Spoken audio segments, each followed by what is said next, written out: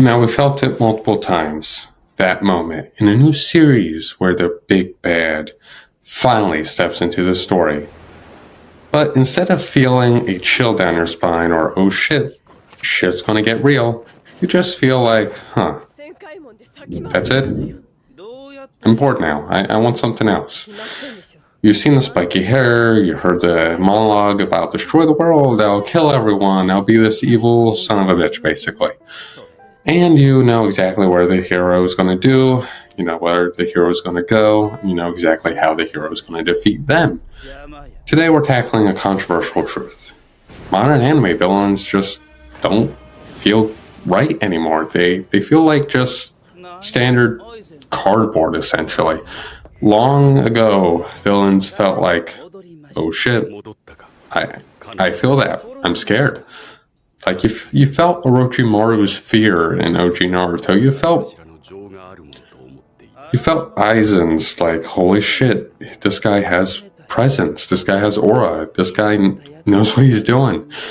You felt Crocodile's, like, oh shit, this guy's an evil son of a bitch who's exploiting so many people and just being an asshole.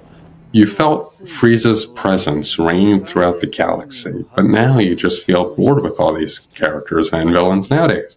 So, I'm your host, AML 101. Let's get into this. But first, like, share, subscribe to all that good YouTube stuff, and let's get into it right now. Somewhere along the way, writers decided that every villain needs to be a victim of society. We've entered the age of the over-sympathetic villain. In classic anime, a villain like Frieza or Dio didn't need a reason to be monsters, they just were. That purity of evil created an immovable object for the hero to clash against. Modern series often spread so much time trying to make us understand the villain that they forget to make us fear them. When every villain is just a misunderstood kid who needs a hug, the moral stakes of the battle start to feel washed down. It feels repetitive. It doesn't feel good anymore. Great villain just doesn't wait for the hero. They drive the plot themselves. Think about Griffith from Berserk, or Light Yagami, or Aizen, or Madara Uchiha. The story happens because they made a choice. Like, Light picked up the notebook. Griffith and everything in Berserk. Aizen wanted that higher realm of power. Dio wanted that, like, oh yeah, I'm gonna F over the Joestars and shit like that. And Madara wanted that infinite Tsukuyomi. Too many modern villains feel like video game bosses. They sit in their throne room, wait for the protagonist to level up, and then lose.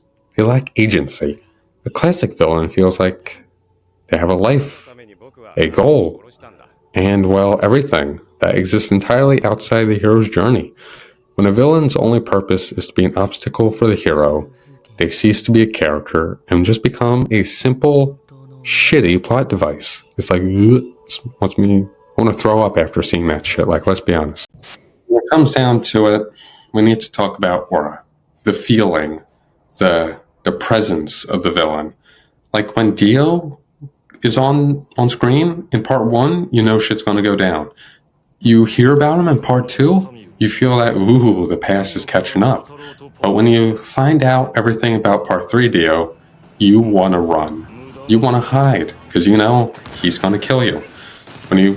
With everything with Madara Uchiha in Naruto, in OG Naruto, it's like, oh yeah, this person was equal to Hashirama, the first Hokage, the most powerful legendary shinobi in the history of the world. Part 2, you just see that gradual increase of everything that's going on because of him.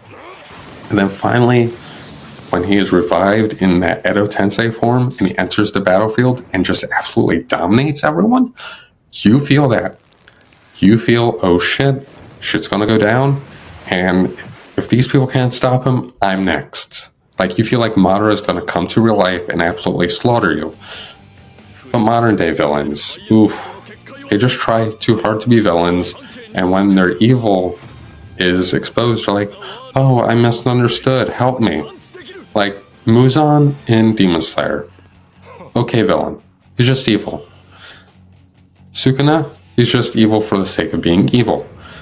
Who else do we have? We have that, we have that. We have Shigaraki's just tragic backstory villain. I'm not saying every villain in the big three and previously are the status quo. Obito still had that, but he owned up to it. He didn't want sympathy. He didn't want that shit. He just wanted to do what he had to do, even though he was manipulated by Madara. But yes, modern villains often rely on the power creep, as I said, and flashy visuals to seem powerful and threatening. But strong doesn't equal scary. If a villain can blow up a planet that has, well, has the personality of a cardboard box, it means jack shit. They have no precedence. It's just a piece of cardboard right here. Yep, here's your villain. Have a good day. That'll be 24 episodes a season, and that'll be roughly 5 seasons of that villain. The classics had a philosophical weight to them. Madara's wake up to reality speech, Aizen speeches, Dio's, menacingness, and also his philosophy too. The OGs absolutely eclipse everyone in the modern day. And when it comes down to it, the industry has indeed changed. We are in the era of the seasonal grind. Studios need to pump out content fast, which leads to template villains. Classic series often ran for hundreds of episodes, decades even, giving villains time to live, breathe, and move around, and to truly hurt the main cast. Modern 12 episode or 24 episode seasons don't have that luxury. We get a villain of the month, or employee of the week, basically, who was introduced in episode 3 and dead by episode 12. There's no time to build a legendary legacy when you're on a production deadline. And when it comes down to it, that's just how it goes today. Yes, we can count on the big 3. We can count on Code Geass, Death Note, Attack on Titan, and everything. But when the modern stuff just doesn't live up to the hype, it makes us, makes people in general just want to be like, I just want to rewatch old stuff. I don't want to watch this new shit. But it's not all doom and gloom. We have gems like Makima nowadays. We have gems like, Makima is one of the greater examples, but there are others out there. You just have to look for them, who prove that modern writing can still create icons. But the industry needs to remember a few things. That a villain isn't just a punching bag. A villain isn't just a 2D box. They're not supposed to be a mirror of the hero. They're supposed to be their own independent thing. Like, Orochimaru and Naruto have nothing alike. When it comes down to it, Crocodile and Luffy have nothing alike. Ukiyo and Ichigo have nothing alike. Cell and Goku have nothing alike.